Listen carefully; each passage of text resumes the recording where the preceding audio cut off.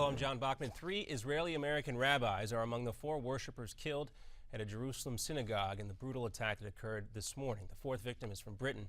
Several more people were hurt. Israeli police shot and killed the 2 Palestinian attackers who stormed the synagogue armed with knives, axes, and a gun. The people who had come to worship God in the sanctuary of the synagogue were hatcheted and hacked and murdered in that holy place in an act of pure terror. Well, Prime Minister Benjamin Netanyahu is promising a harsh response. He blames both Hamas and the Palestinian Authority for inciting the recent wave of violence. And nasty winter weather continues to pummel large parts of the country. 3 feet of snow is already on the ground around Buffalo, and over 100 miles of the New York State Thruway is shut down. Much of the country has also been plunged into below average temperatures, all this before Thanksgiving. And climatologist John Casey tells Newsmax he thinks this will be the new normal. There is no global warming yet. We've had no growth in global temperature whatsoever for 18 long years now.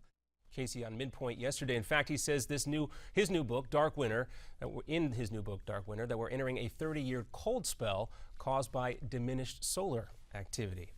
And with President Obama threatening to go it alone on immigration reform, the Washington Post says he is ignoring his own advice. In an editorial today, the paper reminds the president about the times that he said that doing things on his own is not how our democracy works, including this time last year. If we start broadening that, then essentially I would be ignoring the law in a way that I think would be very difficult to defend legally. So that's not an option.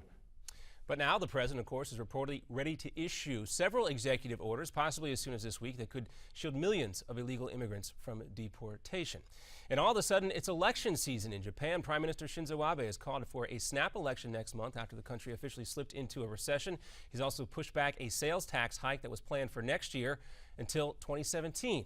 Abe has promised to step down if his party fails to keep the majority because, in his words, that would mean our Abenomics has been rejected. And Charles Manson is going to get married. Really, the 80-year-old killer now has a marriage license to marry 26-year-old Afton Burton, who calls herself Star. She worked for years to try and get Manson out of prison. A wedding coordinator, this is true too, has actually been assigned by prison officials to coordinate the details. And remember how jealous you were when you saw that hoverboard on Back to the Future 2?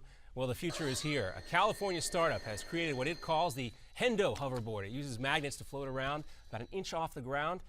Right now, it only works on metal surfaces. The battery, though, also only lasts for 15 minutes. But as you see, the future is here. Another Newsmax Now update coming up for you in 30 minutes. Now back to America's Forum with J.D. Hayworth.